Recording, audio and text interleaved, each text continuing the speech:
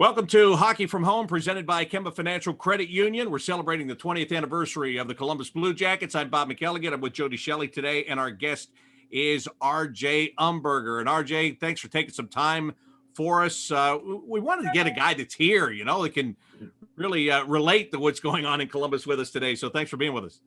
Yeah, pleasure to be here talking to you guys. So, what are you up to? Let's just kick it off right there. What are you up to right now? I know you're in town here, but what have you been doing with yourself lately? Yeah, like you said, retired here in Columbus, built a new home, and just settling in. And it's been a lot of kid time. They're in a lot of sports, a lot of activities. It's kind of a tag team, just running them around everywhere, and doing some coaching with some youth kids and my own son in hockey. So it's been fun. It's been somehow I stay busy, play some golf, but nothing crazy. A lot of just family time. We've spent a lot of time talking about players that don't want to be here. Here you are, a former player that is deciding to make his home here when his career is over. How does a Pittsburgh guy like Jens wind up here in Columbus after your career is over? Well, this is a no-brainer for me. I knew since day one I was always going to stay here. I always said that. I love it. I have the Ohio State connection, obviously. My time as a Blue Jacket was the best time in my career. So we fell in love with the city. My kids were born here. I have a lot of friends. It's just great neighbors, a great neighborhood. It just felt right. Family is back home in Pittsburgh, like you said, and it's only a 3-hour drive, so you can see them at any time. And I'm really happy here in Columbus, and I think it's a perfect fit for us. Yeah, so similar story to Jody, Shelley here. I mean, your alumni director probably was a big factor, right? Oh, for sure, yeah. When you got an alumni director like that, I mean, why wouldn't you stay here? You stay, they're all rolling in now. Didn't have to say anything to RJ. He was there. He's a great alumni here, local alumni. We got 13, Bob, and I think RJ is probably the one that we knew right away he'd be here because he did build a nice house. He was a big part of some big moments here with the Blue Jackets. And I want to ask you about that, RJ. We're seeing some of the old records get caught up a little bit. The guys that were here in the past, this local team now, Atkinson's getting up there, and Werenski's getting up there for defenseman. I see your name on this list. You're up near the top. You talked about your time as a Blue Jacket being your best of your career. How special was it, and what's it like now to see that your name on the record book and recognized, even though guys are catching you? No, I think it's great seeing guys catch me. That means there's just more guys having success here, and it had something to do with just being here 6 years and being a consistent player in those 6 years. And that was never what it was about. But the time here was special. We got the first playoff, the first season I was here. That was special. A few years later, the playoff win at home against Pittsburgh, that was special. And really, it was just, there were some tough years, there were some grinding years, but I think during that whole 6 years that I was here, you saw hockey just developing here. The town just really was attached to the team and growing. And you saw that with the recent success of the people at the games. The playoff atmosphere is just insane. So I like to take pride in, helping, establish hockey here in Columbus and getting that going. And I see it through the youth hockey now, and I'm sure you have too. It's just, there's so many players. We have problems with not enough rinks, and that's a great thing to have. It's overwhelming right now. And this should be a hockey town. It's a great sports town. It is. And you mentioned Ohio State.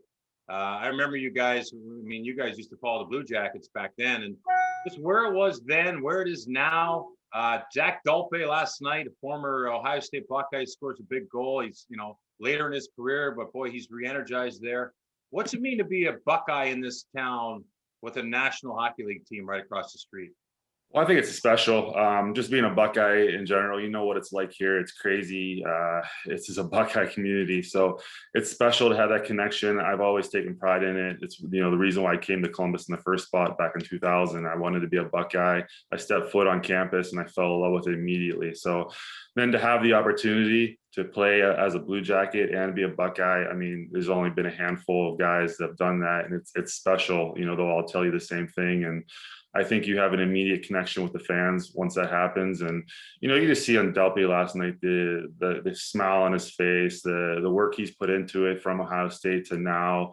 The journey's been incredible. He's always been a hard worker, and I think they instill that at Ohio State. It's kind of, you know, their thing. It's a lot of hard work. It's guys put in the time. It's blue collar hockey, and you know, it's great to see the success that that program's having, and now the Jackets are doing good things. And you were one of the best Buckeyes to come through there, RJ. You put up big numbers when you were there. You're in the Hall of Fame. Congratulations in that induction. Thank you. A lot of pride. You've done a lot of great things in Columbus, Ohio. No wonder you stayed here. Yeah, I mean, that helps. The Ohio State thing was just, you know, I chose that school over some other big name schools, and in Ohio State, like I said, I stepped foot on campus. I loved it. I thought that should have been a hockey school from the get-go. There's no reason why it shouldn't be a powerhouse every year. And you know, and that when I came in here in 2000, I had the intentions of being one of the persons to help make that program take off to the next level. And they had a little big success in '98 with the Final Four. So, you know, my goal and part of my drive was to be one of those guys that you look back into history of Ohio State, and you know, that was one of the guys that turned the corner for the program. Hey, RJ, I want to follow up on something you said about the rinks around town and, you know, needing more sheets of ice and all this stuff because hockey is so popular. You're a guy that when you started playing as a kid in Pittsburgh, it was kind of the same way. It was, the Penguins had just started winning some Stanley Cups. Hockey was becoming very popular. Rinks were not as numerous as they are today. So you've kind of lived through that one time as a kid, right? Where you watched the sport catch fire and grow in the city, and now you're getting to do it again as a former player and an adult and a dad. Yeah, 100%. I mean, that's exactly. I'm a product of the Pittsburgh, Mary Lemieux era there, where hockey really started to take off. You had Lemieux, Yager, and Francis, and all these great teams and or players, and they won a couple Stanley Cups. And the next thing you know, you see guys playing hockey, and it's not so much football and baseball, and it just started to grow and take off. And you see where the hockey in Pittsburgh right now is pretty phenomenal. They have 5, 6, 7 AAA teams. They have rinks all over the place, and 20, 30 years ago, it wasn't like that. So I've always said that I feel Columbus is, like 10, 15 years behind that of Pittsburgh, where they're doing the same thing now. Now you see, we need more rinks. You see a lot of competitive players, guys going to college, guys going to now in the pros, Roslovic, Curley, a bunch of guys that are now moving on. And I've always said it's kind of like Columbus is following what Pittsburgh did back when I was a kid. So it's great. Yeah, and that when you say 10 to 15 years behind, you're right. The only difference is when the Penguins started in 1967, it really took until the early 90s when Lemieux and Yager were winning those cups for it to really catch fire. So even though in the big scheme of things, Columbus is maybe a decade behind, in the really big picture, they're way ahead because they've been jump-started in things. And look, and you were here and you were part of some teams where the seasons were disappointing and you didn't make the playoffs, but yet the sport continued to grow a lot, didn't it? Yeah, that's something to be said, because like you said, in Pittsburgh, it took those Lemieux and those cup years to really, take it to the next level. Although hockey had been around, it was always a football and a baseball town. So it really took that success of the Penguins there in the early 90s. And, that's something to be said about Columbus here, where the success really wasn't there early on, but the fans stayed involved. They stayed attached. There were some tough times, but they came. And then, with a stretch of playoff games here recently in the past 3-4 years, that's really taken it to the next level. And they're hungry for that success. They're hungry for that championship team. And, they have a GM that's committed to that, and they have, good young players. So the future is bright. They're done great things. And like you said, it didn't necessarily take that championship to develop it here, but they won at the same time. And it's a testament to how good these fans are here in Columbus. RJ, tell you what, when I got here a dozen years ago now, and my kids were little when they were playing in the Chillers, I used to go to games and I would see kids wearing, a lot of them wore number 61. There were the number 93s for Jake Voracek. There were the number 18s for RJ Umberger. Is a guy that that grew up, really looking up to players and maybe wearing their numbers. What was it like for you when you got to that point in your career, whether it was in Philly or whether it was here, where you realize what kind of a role model you are just because of the job that you have and the way you do that job? I think it was very surreal. I think, in my mind, I'm always still that young kid where I was always looking up to other players, and Mario Lemieux for me, and whoever it was, and and then you start to see like people wearing your jerseys. It's like I said, surreal. It's kind of outer body where it's like this doesn't make sense. Why But at the same time, it's good feeling knowing that you can impact other kids, and have that. Give them that person to follow and dream about and want to imitate in the backyard, on the street, or on the streets. And so that's fun. And like I said, using that same and going to the rink, and then teaching the young kids and seeing their eyes kind of glued on you and listening to everything you said. It's a really cool feeling. RJ, what do you when you're out there coaching, how do you enjoy it? I love it. I do. It's fun. It's a challenge, I think, for sure, to try to translate everything that you learn to these kids where it's teachable. And so that's definitely a challenge. I enjoy seeing the different kids take things in, and then you see them trying it. I love them when they ask questions. I love just being around the game. I think my favorite part, though, I do a lot of like camp kind of stuff, and things with Lee Harris, and with the chill, we do some like development things.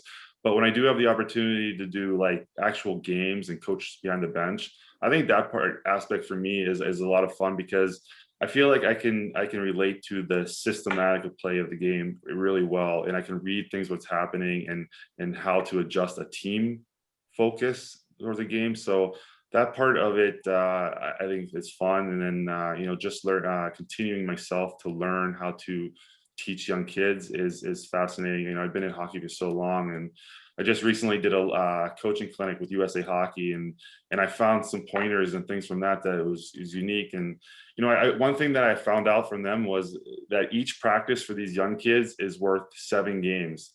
And you don't think that way, because like for us, as we played, it was like, wow, okay, it's another practice, right? Let's get through it. Another practice. So I can't wait to play a game. But how important that one single practice is in this kid's development was something that stuck with me here recently. And I'm, trying to focus every day I go to the rink. Isn't that fascinating? Because I feel the exact same way. We played at the highest level with the best coaches in the world. We were given everything we needed to succeed. We both knew our skill set. You were a power forward, always in front of the net with a great shot, a smart forward. And now you're crediting USA Hockey for these little thoughts, because it's hard to translate. You know it, and in game you can help someone who has that question be like, automatically it's there. But to take that out and get that back to the little kid, it's great that you're doing that and accepting that you have to learn. Yeah, no, absolutely. And just because you play at the highest level, it doesn't necessarily make you a good coach. Some of those things that we just kind of did, we learned, we had that skill, and it became second nature to us. But the actual translate it into younger kids and teach, it's actually hard, it's challenging. So you have to learn. And I've heard Coach Tortorella talk about how he's still learning. He's game's changing and adapting, and he's learning every year. So you have to be willing to learn and do that. So I'm learning every day with these kids, and I'm enjoying it, and having fun with it. All right, you've got a wealth of knowledge, and Bob and I always talk about Patrick Laine, and we want him to shoot the puck. What do you see? What would you tell Patrick Laine, just as a good teammate? What would be your positive reinforcement for him? Well, I mean, God, he's such a good player. It's sometimes giving advice to a player like that's got to seem a little crazy, but we all get in those ruts, right? Like where it just seems like the game's happening too fast and you're thinking too much and whatnot. I know when I played the best, I just played, and everything was second nature. You trust your instincts, you trust what the systems and everything. You just go out and play, and for him, he's just got to stop thinking. He's got to move his feet. Move those feet, have the puck as much as possible. But for me, always, like a goal scorer like him, I would say, I'm not leaving that ice. And Mike Knuble told me this a long, long time ago. Don't leave that ice without 5 shots on net. That's all you got to do. Get 5 shots on net. That's all you got to do. Just think about finding a way to get the puck on the net 5 times a game. and then it'll turn into 6 or 7. Maybe it'll only be 3 or 4, but you'll get pucks to the net and good things will happen. And then you'll get a lucky bounce, you'll get a goal, and next thing you know, things are moving for you and you're feeling good about it. And in your game, you just relax, right? We tense up too much when we play this game because, again, it's a job, it's a business, and there's a lot of people expecting you to do good things. So yeah, you tense up a little bit, but you just got to chill and go play. And that is such great advice, because it's a singular focus, right? When you're out there on the ice thinking, oh, I got to get the puck, I got to get it to this guy, I got to go over there, I got to get it back, you don't do anything. But when you're out there thinking, okay, get 5 shots tonight, there's 1, I got to get 4 more, that's great to have that singular focus. That would be a good thing to tell Patrick. I mean, how simple is that, right? How simple? 5 shots. That's all you gotta do is shoot the puck. And I sat next to Mike Knuble in the locker room early in my career, and what a great guy that was. He had so much knowledge. He was such a good player, and he told me that, and I was just like, I mean, 5 shots, okay, all right, whatever. And I always remember, I thought about that anytime I got into slumps or just couldn't score. And I'll tell you what, it makes you simplify. It really does. RJ, when we talk about some of the greatest moments in the history of this franchise, the win against the Penguins in overtime, first of all, you come back to tie a game late. Brandon Dubinsky ties a game late. Nick Foligno scores in overtime, but you were a major contributor on that overtime goal in the neutral zone. Do you remember that play to this day like it just happened a couple of minutes ago? I do, and it's crazy how long ago it was already. And it was such a crazy moment. I remember I was struggling a little bit at that time. I wasn't playing the best hockey, and I was just willing to do whatever it took to be on the ice for the coach to put me out there. And I know it was late in the game, and I saw that guy shooting at the point, and I just, I'm just putting my body, I'm diving, whatever I got to do. This puck is not getting to the net because I want to get out there the next shift. So it happened to, it came right at my face, and everybody thinks it hit me right in the face, but I got my glove right there, right in time. So it just blocked it enough. And I remember just, getting up, and the puck came back towards me. I think it was Wiz that hit it to me or whatever. I can't remember. And then I heard Nick just screaming for it, and I blindly just behind my back passed it to him. And I was exhausted. I was ready to get off the ice, and Nick goes down and scores that, great shot. And the bench just exploded. And I've seen the highlight a million times, and that was definitely one of the coolest moments in these 6 years I played. By the 40th anniversary, the shot will have hit you in the face. It didn't break you open. You knew exactly where Nick was. You had full energy, and you just hit him in stride. Well, for the first couple of years, I wasn't willing to admit that I got my glove there. You shouldn't have admitted that today, too. You're taking away from the lure of the whole thing. But, that was a really special time. And it really set the standard for what we've been seeing here now in these last 4 years, didn't it? Yeah, for sure. I mean, it was a key moment in history, in Jackets history, and it was a moment that just was a good feel moment where it really gets you going. You can be on all the pump up videos. The fans took that moment, and they everyone can relate to it, knows it, and anytime you think of good things, you think of that moment, and you want more of that moment, right? The players want that moment. They want that feeling of winning playoff games in Columbus in front of their fans, and that's what it should be about. And I think that is one of the most special things about it is the image of Nick Foligno sliding on his knees is always going to live. But anybody that was there, anybody that saw it, they know that you and James Wisniewski are the other two pieces of that puzzle that all fit in and interlock. And that's the image that I'm going to remember forever about that game and that win. It's going to be all three of you involved in that play. Yeah, I just think that, when Nick slid in and you saw his excitement and joy, I think it just showed how much that meant to us as a team and to the city. It was the first one. It was a big game, important game. And I think it just showed that how dialed in, Nick was, how important it was to him. And that just shows what he's been like to this organization ever since. I mean, such an important person. You talk about important people in this organization. Yeah, speaking of that, is a guy that was a teammate of Nick Foligno and now somebody on the outside looking in, and the trade deadline's coming up on Monday. Where are the Blue Jackets going with that? Nick Foligno's an unrestricted free agent. As you look at that situation, how do you feel kind of as a fan now and as a friend? Yeah, it's tough. I understand the situation. I understand where, he doesn't have, a ton of years left. They go by pretty fast, and, he wants to win and everything. And I'm sure he's dialed in here. I know he's thought about building houses in here, and he wants to be in Columbus. So that whole situation, I don't envy that on Yarmo and his side of it at all. But this has been a quirky year, right? Like, you get these half seasons, and who gets off to a good start and who doesn't, and when you don't, and the pressure because it's a shortened season. It's hard to make decisions long term off of seasons like this. And I feel for Yarmo and the management, what they have to do here moving forward. But Nick, I know what happens, whether he stays or goes, he will forever be one of the top key pieces of this organization. And he's done great things. He should be proud of everything he's done. And he's a great person off the ice. We all know that. That's why he's captain. He is who you see. That is exactly Nick. And I'm grateful to be a friend of his. Hey, we have just a couple of more minutes. Sorry, Jody, I got to say this. We have a couple more minutes with RJ here. It's Hockey from Home, Kemba Financial Credit Union. If you have a question you want us to ask in the next couple of minutes, you can go down to the Q&A tab at the bottom of your screen and type it in. We've got to be out of here at the bottom of the hour because Blue Jackets media availability starts. I'm going to give you the heads up. But if you have something quick for RJ, put it down there. Sorry, Jody, go ahead. No, I just want to follow up on that. One more for me is, RJ, you learned from Mike Knuble. And part of the great thing about getting to be an older player in the National Hockey League is you get to hand your knowledge down.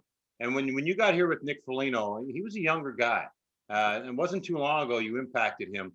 How good does that make you feel to look back and understand that you just said great things about Nick Foligno, but you impacted what type of player and how he's impacting this community himself? Well, I mean, that gives me chills. He's saying that, that's the kind of things you like to hear. That means you've done things the right way. And Nick and I actually sat next to each other in the locker room his first few years. So I got to know him quite well. And I think we picked each other's brain a lot. I think he saw, I wasn't the outgoing kind of happy kind of leader like Nick was, but I was a guy that came competitive, ready to go, focused at all times, and thought the game well and was very prepared. So if I was able to give those things to Nick, if he learned anything from me, that's makes me very happy. So that's good. I'm sure you did. You're a great leader. You were a great Blue Jacket, and they were lucky to have you here at that time. You left your mark, obviously, in those ways, which are the most important. But the showing it on the record books is it's fun to see those come up too. So congratulations on all that. Thanks, Jody. All right, I have this quick question from Jamie here, and I hope I get this right. It says, I want to ask RJ if he wanted to be a Penguin because he was from Pittsburgh, or if he wanted to be a Blue Jacket because he went to Ohio State. That's an interesting question. I've been asked that a lot. I think as a kid growing up, you always dreamed of playing in Pittsburgh.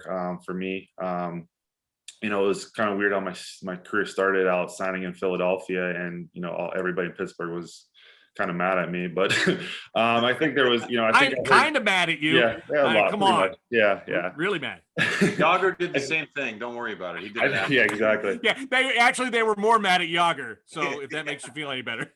I think I heard the rumors of me getting traded to Pittsburgh pretty much every year, the trade deadline, but they never happened. I don't know how I would have felt if actually playing in Pittsburgh at some point down the line. I think there's a lot of pressure there. I don't know if my family could have handled it, to be honest with you, but I was always happy, being in Columbus in the way it worked out. Maybe when I did get traded the last time there, if it would have went to Pittsburgh, maybe that would have been cool instead of going back to Philly. But it all works out for the way it does.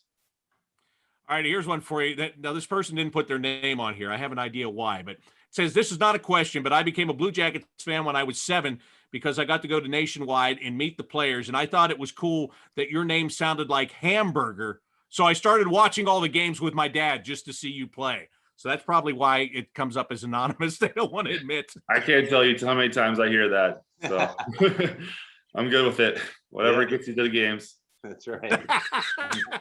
Yeah, exactly. You should have got a sponsorship somewhere along the way there, RJ. You know what? Things are a little bit different now. There's like all this stuff like with social media and starting your own like little clothing companies and all that, whatever. With 10 years ago, I could have ran with this for sure. Absolutely. Do you like that, by the way? Do you like this whole branding thing and the players are starting to trend that way? I mean, I get it. I get it. I was always like, just, it was new, like kind of later in my career, and I just kind of never got into it. And kind of that's not my personality. I'm kind of more reserved and like I said, quiet and more focused. Like that just kind of seems like, I don't know, something that I would definitely would have to hire somebody and like, look, you do everything because I have no idea. Just tell me what I got to do. Hey, what are you doing to stay in shape? You look like you could still play. Are you skating? Running? No, I don't skate. I haven't skated much, but I probably should though. People keep trying to get me out on Thursday nights and Tuesday nights, and I just don't do it. But I still work out actually. Yeah, I'm crazy that way. I work out 5 days a week pretty much. A couple of days a week of weights, a couple of days of cardio, golf a lot. You know that. Yeah. But I just can't sit still, and it gives me something to do. It takes a couple hours a day, and I got to find ways of being competitive somehow because that's deep in me. You told us about your master's pool just before we started this. What do you think? I mean, we're going to get you back to your research after, but is this something you've always done with your buddies, and how much research are you doing? Yeah, no, I've always been into the golf poles, especially the Masters, and the most fun ones were the ones where back when Coach Richards was there, and he had us do like a draft. So we would do either draft on the plane or a draft at like a restaurant bar kind of a thing when we were in a hotel. And I've won a couple of them. Not gonna, Nice. one couple of them, but the ones with the draft and the salary, those are my favorite. But these ones I'm doing now, where you got to pick out of the tiers. I feel this year's challenging. There's so many good players playing well right now, so I'm still trying to figure it out. All right, good luck with that. Thank you. All right, I got one more fan question for you, RJ, and then we're going to let you go. And this question is simply, what was your first I'm in the NHL moment that you had when you started your career? Probably two of them. One was my first game in Ottawa with Philadelphia. I played like 5 minutes, but I got absolutely ran over twice by Chris Neal and Zdeno Chara. Wow. Absolutely ran over. And I was like, okay, this is what it's about. And then I think maybe just when I scored my first goal, it was in November, first year versus Tampa on Sean Burke, and I scored a goal. And that was one of the pretty coolest feelings I've ever seen and I ever had. So. Great. All right, so tomorrow, when the Blue Jackets take on the Lightning, it is 20th anniversary night, and we haven't had anybody be able to be in the building to celebrate this, but you are actually going to be in the building, aren't you? Yeah. Yes. Yeah, Awesome. looking forward to it. I'm looking forward to bringing my son to the game and watching some hockey and just kind of being normal. Yeah. Good. Yeah, absolutely. Well, hey, thanks for doing this. It's always great to catch up with you. We love that you're right here. You're still a big part of the community in Columbus, and that you're part of the hockey history with both the Buckeyes and, of course, the Columbus Blue Jackets. So, RJ Umberger, thanks so much, and look forward to seeing you at the game tomorrow night. All right. Thanks, guys. Good talking to you. Thanks, RJ. Good seeing you, man. See you, Jody.